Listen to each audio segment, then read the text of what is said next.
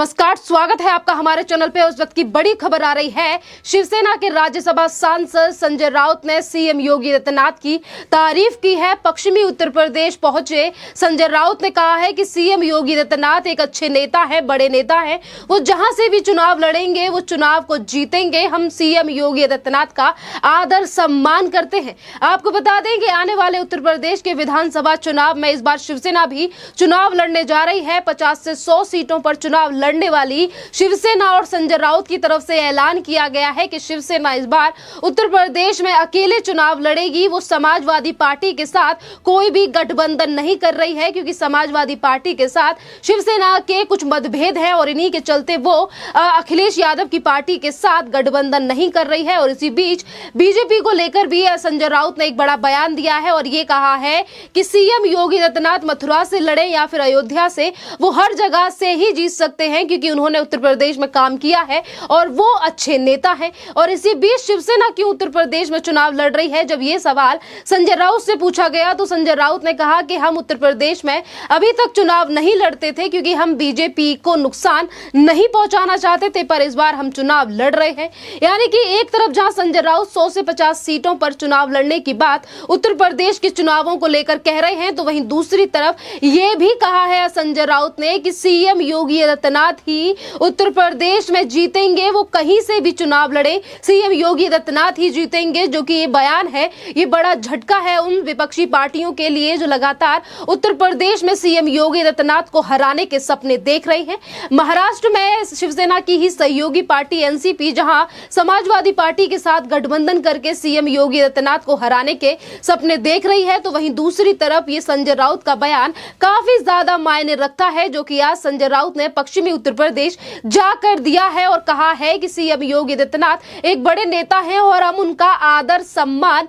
करते हैं। आपको बता दें कि जिस तरीके से फिल्म सिटी को लेकर भी विवाद छिड़ा और जिस वक्त पे उत्तर प्रदेश के सीएम को लेकर उद्धव ठाकरे ने भी कई शब्दों का इस्तेमाल किया, और आज वही शिवसेना काफी ज्यादा अच्छी बात कर रही है सीएम योगी आदित्यनाथ के लिए और ये भी कह रही है कि आने वाले चुनावों में सीएम योगी आदित्यनाथ ही जीतेंगे। और इस बात के पीछे अब ये भी तर्क निकलकर सामने आ रहा है कि शिवसेना को अपनी जगह उत्तर प्रदेश में पता चल चुकी है कि शिवसेना 50 सीटों पर लड़े या 100 सीटों पर चुनाव लड़े, शिवसेना का क्या हाल होने वाला है ये उत्तर प्रदेश की जनता पहले से ही जानती है। और संजय राउत को भी इस बात का अंदाजा है और इसीलिए वो सीएम योगी आदित्यनाथ की तारीफ कर रहे हैं। और इसी बीच आपको ये भी बता दें कि चुनाव उत्तर प्रदेश में 7 चरणों में होने वाले हैं। 10 फरवरी से चुनावों का आगमन होगा और 7 चरणों में चुनाव होकर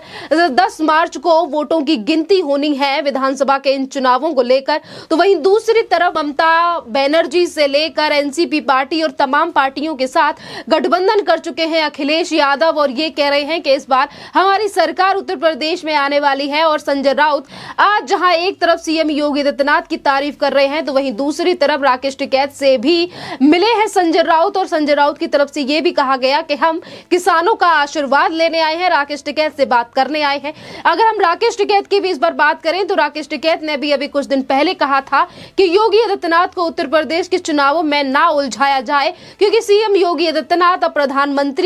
अब उन्हें प्रधानमंत्री बनना चाहिए और देश के प्रधानमंत्री को राष्ट्रपति की कुर्सी संभालनी चाहिए। आपको बता दें कि जहां एक तरफ सीएम योगी आदित्यनाथ की तारीफ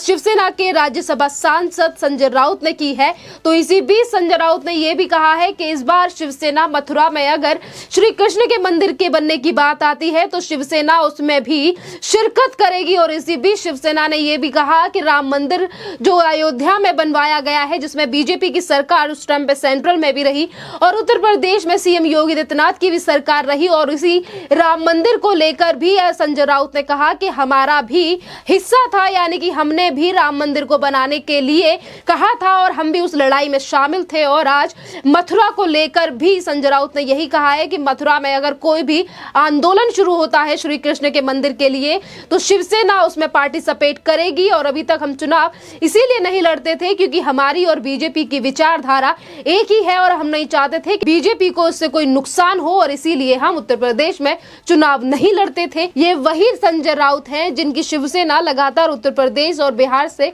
आए हुए लोगों के साथ किस तरीके का व्यवहार करती है, ये बात किसी से छुपी नहीं है। और आज उत्तर प्रदेश के चुनाव जैसे ही नजदीक आ गए हैं, अब वही संजय राउत जो लगातार बार बीजेपी के खिलाफ कटाक्ष करते हुए नजर आते हैं, देश के प्रधानमंत्री को भी लेकर टिप्पणियां करते हैं और आज वो काफी अच्छी भाषा का इस्तेमाल कर रहे हैं प्रदेश के मुख्यमंत्री सीएम योगी आदित्यनाथ के लिए, और ये भी कह रहे हैं कि सीएम योगी आदित्यनाथ मथुरा से लड़े या अयोध्या से, वो अच्छे नेता हैं, उन्होंने काम किया है, वो कहीं से भी जीतेंगे। संजय राउत के इस बयान के बाद अब लोगों की अलग अलग प्रतिक्रियाएं सोशल मीडिया पर देखने को मिल रही हैं। कईयों का कहना है कि शिवसेना को अपनी हार का अंदाजा हो चुका है, अब शिवसेना किसी भी पार्टी के साथ मिलकर भी चुनाव लड़ेगी तब भी शिवसेना को कोई भी सीट उत्तर प्रदेश में नहीं मिलने वाली है, और क्योंकि इसी तरीके का हाल 2021 में बिहार के चुनाव बिहार में जब विधानसभा के चुनाव हुए उस वक्त पर भी शिवसेना की तरफ से बीजेपी के खिलाफ प्रचार तो किया गया और ये कहा गया कि वो अलग पार्टियों के साथ मिलकर गठबंधन में मिलकर चुनाव लड़ने की बात शिवसेना की तरफ से बिहार को लेकर की गई थी,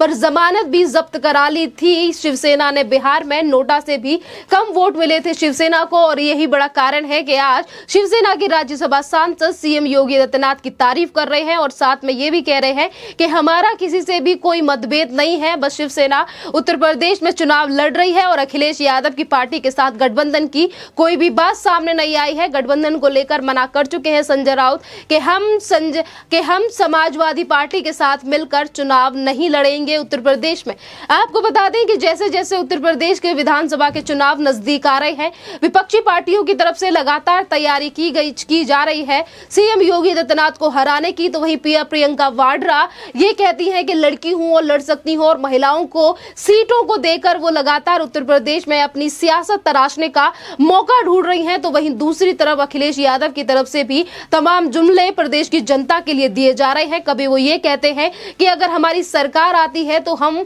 छात्रों और छात्राओं को फिर से एक बार लैपटॉप बांटेंगे। तो वहीं दूसरी तरफ अखिलेश यादव ने यह भी कहा है कि सांड से मरने वाले लोगों को हम 5 लाख रुपए का मुआवजा देंगे। तो वहीं दूसरी तरफ अलग अलग तरीके के जुमले समाजवादी पार्टी की तरफ से दिए जा रहे हैं कि हम 300 यूनिट फ्री बिजली देंगे। तो वहीं दूसरी तरफ कई और पार्टियां हैं जो लगातार तैयारियां कर रही हैं उत्तर प्रदेश के चुनावों को लेकर, और इसी होड़ में असदुद्दीन ओवैसी भी पीछे नहीं है। जहां एक तरफ उन्होंने कोई भी अभी बात नहीं की है कि उनकी सरकार आएगी तो वो किस तरीके की सुविधाएं प्रदेश की जनता को देंगे, पर वो तुष्टीकरण की राजनीति में सबसे आगे दिखाई दे रहे हैं, क्योंकि असदुद्दीन ओवैसी कह चुके हैं कि अगर इस बार हमारी सरकार उत्तर प्रदेश में बनती है तो ये मुसलमानों की जीत होगी। और यही बड़ा कारण है कि आज सीएम योगी आदित्यनाथ अकेले ही किसी भी पार्टी के साथ गठबंधन ना करके सिर्फ जीतने की कगार पर कह चुके हैं। सीएम योगी आदित्यनाथ का बयान भी वो काफी ज्यादा सोशल मीडिया पर वायरल हो रहा है, जिसमें सीएम योगी आदित्यनाथ ने कहा था कि मैं उत्तर प्रदेश के सारे रिकॉर्ड तोड़ने के लिए आया हूं और 37 सालों से अगर कोई मुख्यमंत्री